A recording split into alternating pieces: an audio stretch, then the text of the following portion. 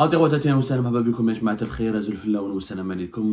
que vous allez bien, j'espère que vous vous portez bien. Excusez mon état un petit peu grippé, toujours un peu malade. C'est très difficile pour moi de continuer à vous éclairer les dossiers d'actualité algérienne, même quand on est malade. Mais c'est pas grave, le devoir nous appelle, le devoir nous dicte des obligations auxquelles nous ne pouvons pas manquer, même si on est un peu malade. Hier, une information extrêmement grave nous a été confirmée, une information extrêmement grave, puisqu'il s'agit de l'ancien directeur de cabinet d'Abdelmajid Tebboune qui a été refoulé par les autorités françaises. Les autorités françaises ont refoulé officiellement au début de la semaine dernière, au début de cette semaine, pardonnez-moi. On est quoi aujourd'hui? On est vers la fin de la semaine, c'était au début de la semaine. Au début de cette semaine, et c'est la semaine, le week-end, c'est le samedi, dimanche, je sais pas comment on a géré le vendredi, samedi, nous sommes toujours donc à la fin de la semaine ne s'est pas encore officiellement achevée, donc c'était au début de la semaine. L'ancien directeur de cabinet d'Abdelmajid Tebboune et l'ancien ministre des Finances de l'État algérien Abdelaziz Khelef, il était accompagné par son fils, il devait venir séjourner en France pour des affaires privées, il a été refoulé. Je dis bien, il a été refoulé. L'ancien directeur de cabinet de Abdelmajid Tebboune, Abdelaziz Khelef, il a été refoulé par les autorités françaises. L'information a été d'abord révélée par Mohamed Sifawi, le journaliste franco-algérien Mohamed Sifawi, très connu, l'ancien du soir d'Algérie, qui était journaliste durant les années 90 en Algérie. Il a quitté l'Algérie, il avait fui l'Algérie lors des événements tragiques de la guerre civile. Il s'est installé en France, il est franco-algérien, naturalisé français. Il travaille pour plusieurs médias français importants. Il s'est spécialisé dans les informations sécuritaires et s'est spécialisé dans les enquêtes de lutte contre le terrorisme et les informations sur les réseaux islamistes radicaux. Il a fait énormément de documentaires et de reportages. Il a collaboré avec beaucoup de médias. Il a même écrit un certain nombre de livres importants. On aura l'occasion de le rencontrer, de l'inviter pour un débat important sur les relations algéro-françaises, sur l'actualité en France et en Algérie. Ça, je vous donne l'exclusivité, on va le voir bientôt. C'est Mohamed Sifawi, le journaliste Mohamed Sifawi, qui est encore une fois c'est un observateur averti de la situation politique, de l'évolution de la situation politique en Algérie, comme de l'actualité politique et l'actualité tout court en France, originaire de Cuba, et auteur encore une fois de plusieurs livres. C'est lui qui a révélé la première fois sur les réseaux sociaux cette information scandaleuse, rien à dire, cette information scandaleuse dans la mesure où un haut responsable algérien a été pas malmené, faut dire la vérité. On lui a pas manqué de respect, mais on l'a refoulé, c'est-à-dire on l'a chassé du territoire français. C'est un message clair que la France, que les autorités françaises envoient aux dirigeants algériens. Cette information au départ n'a pas été confirmée. Elle a été même démentie par plusieurs sources que nous avons essayé de contacter. Elle a suscité beaucoup de rumeurs, elle a suscité beaucoup de spéculations, elle a soulevé beaucoup de doutes, mais nous avons pu la confirmer hier soir, à la fin de la soirée, auprès d'une source très fiable, algérienne, une source algérienne très fiable, qui nous a confirmé cette information. Moi, je me suis entretenu rapidement avec Mohamed Sifawi, en lui posant des questions, en lui disant, est-ce que tu es sûr que l'information elle est vraie? Parce que vraiment, c'est un choc quand même, c'est vraiment un choc. Il m'avait assuré qu'elle était vraie, il m'avait même rajouté des détails supplémentaires en off, que je pourrais pas vous dire, mais on va l'inviter bientôt sur notre plateau et peut-être il nous dira clairement ce qu'il a pu obtenir lui aussi de son côté. Nous, ce que nous avons pu avoir comme info, c'est la confirmation de ce qui s'est passé. Alors, Abdelaziz Khelef, ancien directeur de cabinet de Tebboune, très âgé, un homme très âgé, il faut dire la vérité. Je pense qu'aujourd'hui,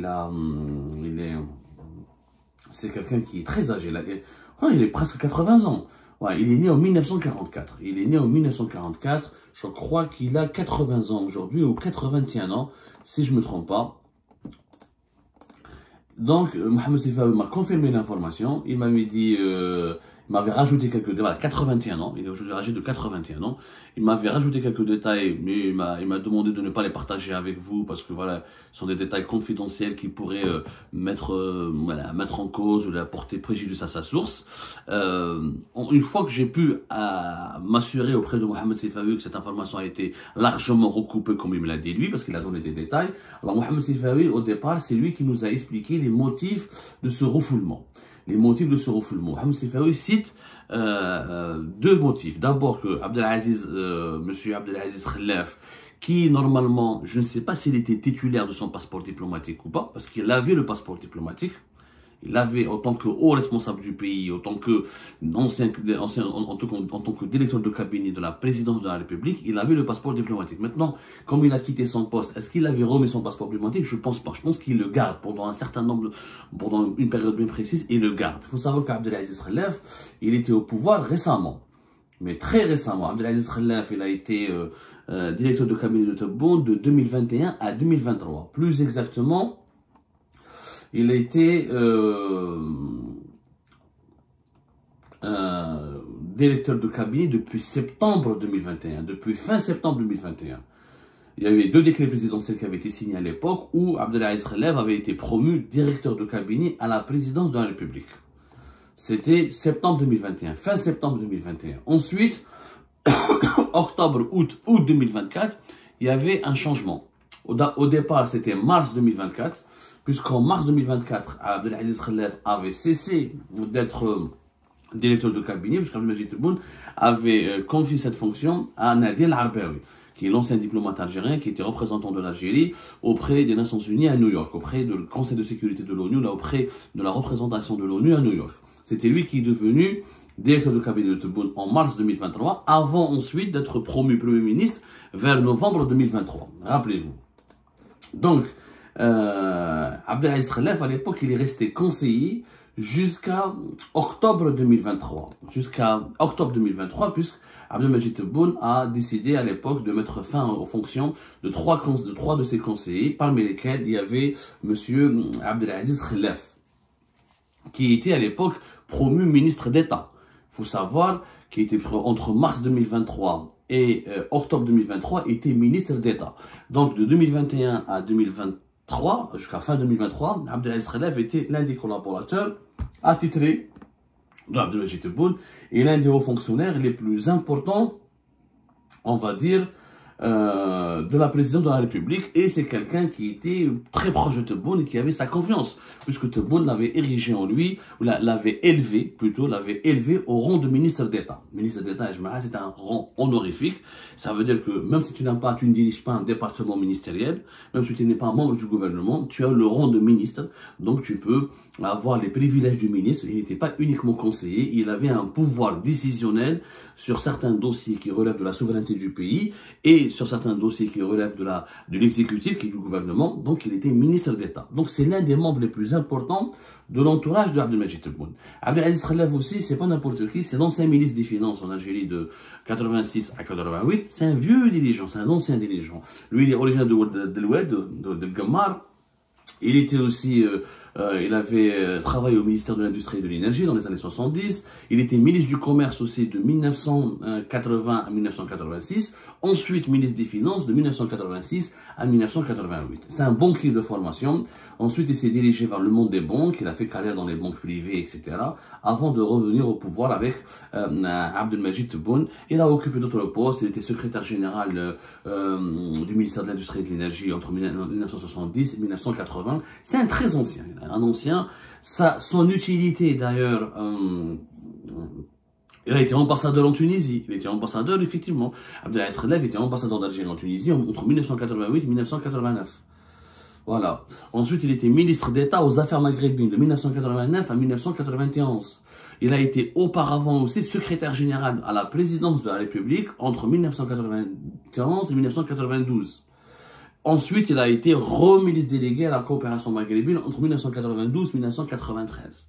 Il avait disparu à l'époque de Bouteflika, parce que Bouteflika ne voulait pas faire appel à lui, mais il a travaillé pour l'État algérien. Il a occupé des fonctions sensibles, extrêmement importantes durant les années 70 jusqu'aux années 80, jusqu'à même au début des années 90. Ensuite, il y a Abdelmajid Tebboune qui l'a rappelé au pouvoir de 2021 à 2023 comme l'un de ses collaborateurs les plus proches et les plus fidèles. Donc, c'est un membre éminent de l'entourage de Tebboune. La France, donc, a voulu sanctionner directement un membre direct de l'entourage de Tebboune. Elle a ciblé Abdelaziz Khelef parce que Abdelaziz Khelef est un membre direct de Abdelmajid Tebboune. Alors, selon nos informations, il n'avait pas le passeport diplomatique. Je ne sais pas s'il gardait parce que il avait un visa de long séjour, un visa de plus de 3 ans. Je crois qu'il avait le visa de 3 ans. Donc, est-ce qu'il n'a pas, et donc, il n'aurait pas utilisé son visa diplomatique, son passeport diplomatique qu'il l'aurait peut-être remis. Ce qui est étrange parce que la majorité des anciens dirigeants algériens gardent leur passeport diplomatique. Donc, ce point, nous n'avons pas pu encore le confirmer. Est-ce qu'il a utilisé son passeport diplomatique ou est-ce qu'il a utilisé un passeport longue durée? Il y a deux types, il y a deux versions. Une version, certaines sources nous disent que non, il avait un visa longue durée, donc il n'a pas utilisé son passeport diplomatique. Et d'autres sources disent que non, il a été titulaire du passeport diplomatique. Ça, c'est un point qui reste à éclaircir. Nous allons essayer d'éclaircir au cours de notre enquête. Alors, pourquoi les autorités françaises, comment les autorités françaises lui ont refusé l'accès à la France? D'abord, il n'avait pas d'attestation d'assurance voyage et de certificat d'hébergement. C'est les deux motifs qui ont été évoqués par la police aux frontières françaiise pour le justifier son refoulement. Il faut savoir qu'il a passé une nuit à Paris, il n'a pas été refoulé le jour même. Il a passé une nuit à l'hôtel Ibis de Orly, il y a un hôtel Ibis à côté d'Orly, à l'aéroport d'Orly. Il a été refoulé le lendemain. C'est-à-dire que les autorités françaises l'ont laissé se reposer une journée, certainement en raison de son âge avancé. Certainement, il est venu avec un vol, il est venu à bord d'un vol du soir, vers la fin de la journée. Donc, ils l'ont laissé passer une nuit pour le refouler le lendemain. Il a été remis le lendemain dans un vol à destination d'Alger. Alors, effectivement, les Algériens vont être étonnés. Qu'est-ce que c'est? Le certificat d'hébergement est exigé, effectivement, peut être exigé qu'au niveau de la PAF, on a vérifié, au niveau de la police aux frontières en France, quand un étranger vient, régulièrement, la PAF française, ils sont pas très compliqués. Franchement, c'est l'une des PAF les moins compliquées du monde. Si tu as le visa, et ils t'en pas, ils te laissent. Quelquefois, selon, à la tête du client, comme on dit, selon le profil qui se présente à eux, notamment les plus jeunes, les jeunes qui viennent non accompagnés, les jeunes qui viennent tout seuls, pas en famille, etc. Ils se disent, même s'ils ont le visa, c'est des potentiels haragas, ils leur demandent des justificatifs de ressources. Généralement, on demande, est-ce que tu as de l'argent? Le policier, la part française demande des justificatifs de ressources. Est-ce que tu as de l'argent suffisamment pour rester pendant ta durée de séjour? C'est un visa. Si ton séjour est d'une durée de 15 jours, tu dois justifier que tu peux financer ou tu peux répondre à tes frais, avoir suffisamment d'argent pour rester en France pendant 15 jours. C'est souvent le motif le plus utilisé par la PAF française pour empêcher l'entrée au territoire français de certains jeunes Algériens. Parce que si le jeune Algérien a un visa de 15 jours, ou un visa de 1 mois, ou de 40 jours, et il n'a pas les ressources financières nécessaires pour justifier de son séjour sur le territoire français, là, la PAF française conclut que c'est un candidat à l'immigration clandestine, c'est-à-dire il veut brûler son visa pour ne plus revenir en Algérie, et après il va travailler dans le noir, etc. Il va alimenter la filière de l'immigration clandestine. C'est l'argument le plus utilisé. Mais, effectivement, pour voyager, il faut une attestation de voyage, d'assurance, pour être assuré, ça c'est une pièce, et un certificat d'hébergement, il est exigé même quand on donne le visa. C'est-à-dire, il faut un certificat d'hébergement, c'est quelqu'un qui t'héberge.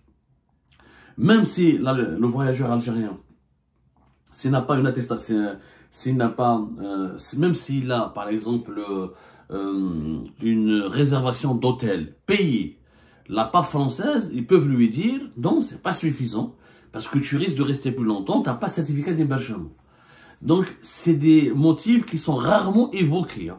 Généralement, quand on a une attestation, quand on a une réservation d'hôtel payée, la PAF française ne dit rien. Parce qu'elle peut demander aussi où est-ce que tu vas te loger. Quand l'Algérien vient en France, la PAF française elle peut lui dire, ok, tu as le visa, etc. Est-ce que tu as où loger? C'est pas normal si tu n'as pas où loger. Si tu n'as pas d'attestation d'hôtel, tu n'as pas payé un hôtel, ou là tu n'as pas payé un hôtel durant toute la durée de ton séjour.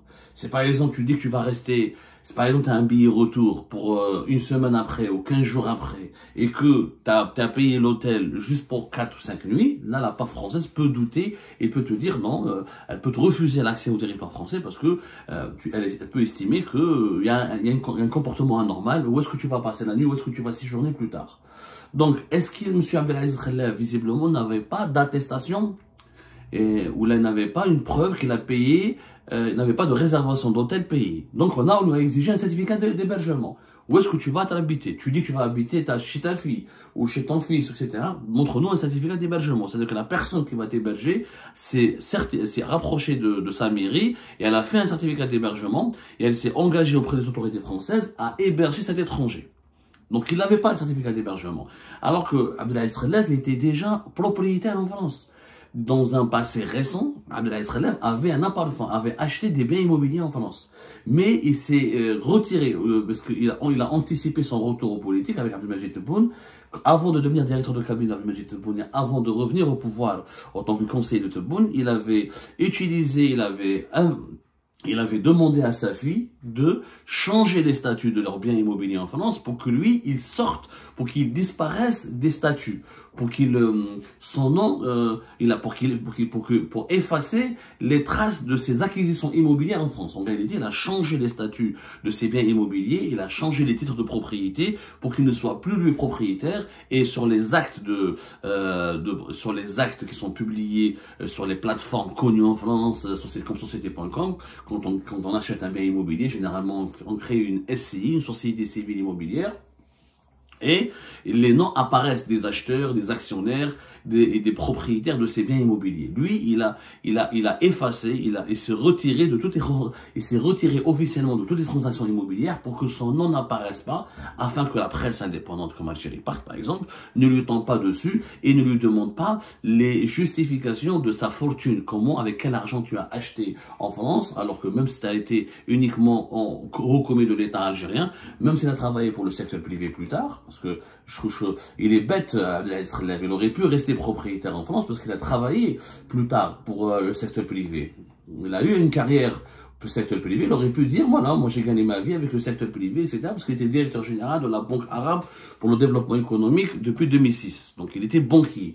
Il était même à la Banque islamique du développement entre 1994 et 2006. Donc, en tant que banquier, il aurait pu justifier ses acquisitions immobilières en France avec son argent. Mais il a choisi la discrétion. Il a choisi, il est très intelligent comme c'est un ancien ministre des Finances, c'est un rusé. Il a voulu que personne ne parle de lui. Il a voulu que personne n'évoque ou n'utilise son nom pour attaquer Abdelmajid Tebboune ou pour discréditer Abdelmajid Tebboune. Abdelmajid Tebboune parle de ses acquisitions, de ses biens mal acquis à l'étranger. Et imaginez que son propre directeur de cabinet avait des biens importants en France dans des quartiers chics. Donc ça la foutrait de prendre, c'est-à-dire ça va discréditer Abdelmajid Tebboune. Donc Abdelaziz Khelef, il a anticipé cette situation, il a anticipé les critiques, et même s'il aurait pu justifier, parce qu'encore une fois, il était banquier. En tant que banquier, il était bien payé. Est-ce que maintenant, c'est avec l'argent de ses revenus en tant que banquier qu'il a acheté en France? On ne sait pas. En tout cas, il a transmis son patrimoine à sa fille. Et sa fille ensuite a réutilisé son patrimoine. Autrement, elle a établi d'autres mécanismes, d'autres modes de gestion pour que le nom de Khelef, pour que sa famille ne soit pas débusquée, pour que le patrimoine de sa famille ne soit pas rapidement repérable, ne soit pas facilement repérable.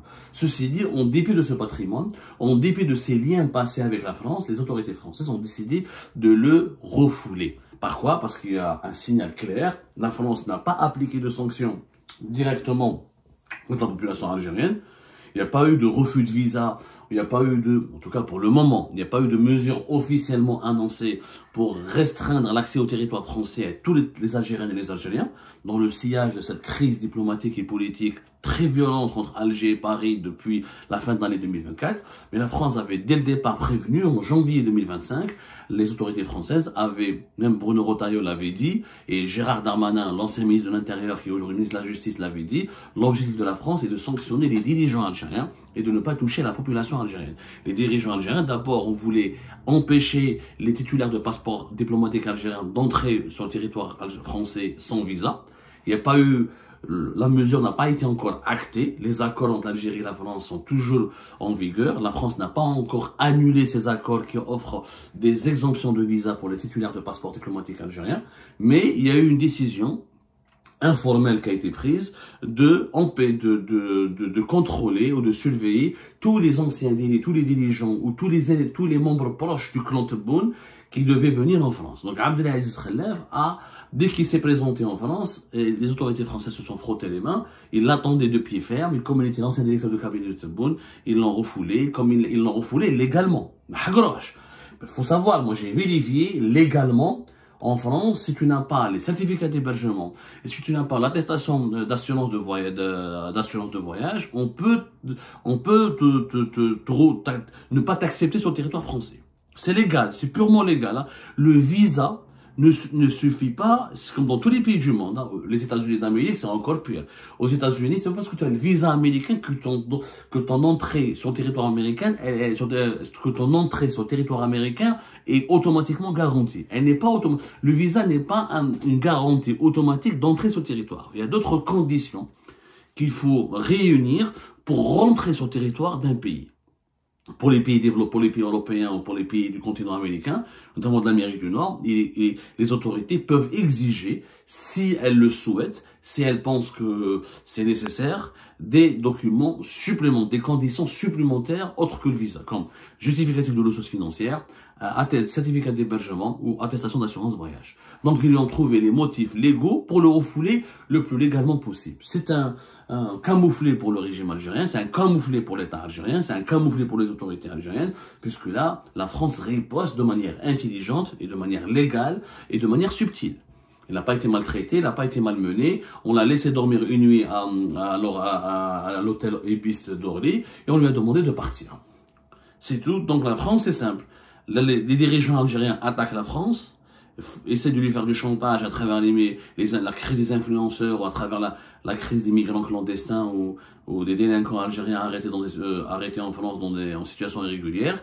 Et ben la France riposte directement en refoulant les dirigeants algériens qui ont occupé des fonctions importantes ou qui ont été aux côtés d'Abdelmadjid Tebboune. C'est une riposte. Comment maintenant les autorités algériennes n'ont pas réagi? J'aurais aimé que le ministère algérien des Affaires étrangères nous explique, nous fasse un commentaire. ولا مانيش فاهم les dirigeants algériens يسبوا فرنسا ويجوا لفرنسا كما يقول لك حنا في الجزائر يسب الغله ويسب ياكل غله ويسب المله. Puisque vous n'aimez pas la France, puisque vous la diabolisez tout le temps, je comprends pas pourquoi vous venez en France. Allez-y ailleurs. Allez-y. On parlera de ce sujet dans une autre émission, puisqu'on m'avait dit, moi, quand j'avais enquêté sur les allées et venues, les allées et retours, les déplacements des dirigeants algériens en France, on m'avait dit qu'il y avait une instruction officielle qui avait été délivrée par Abdelmadjid Tebboune et les autorités algériennes pour dissuader les dirigeants algériens de venir séjourner en France ces derniers temps. Mais Abdelaziz Khelef aurait manqué, n'aurait pas été au courant, n'aurait pas voulu appliquer cette directive parce qu'il a voulu venir en France. Est-ce qu'il est venu pour... Bon, il est venu pour des raisons privées, peut-être qu'il est malade, il veut se soigner, je sais qu'il a des parents, je sais qu'il a une fille en France, ça c'est sûr. Je ne vais pas entrer dans sa vie privée, sauf qu'il a été refoulé et il a fait les frais de cette crise entre l'Algérie et la France. Et lui-même n'est pas cohérent. Abdelaziz Khelef n'est pas cohérent. Tu étais le directeur de cabinet de Tebboune. Tebboune et la France en ce moment sont en crise, en bras de fer. Il y a eu des diabolisations de part et d'autre. Pourquoi tu viens en France? C'est simple. Sois solidaire avec ton ancien président, sois solidaire avec ton gouvernement. Ne viens pas en France. Donc, regardez les dirigeants algériens et leur schizophrénie. Je déteste la France, je diabolise la France c'est un ennemi, c'est un adversaire, mais je viens tout de même en France pour mes affaires privées. Cherchez l'erreur.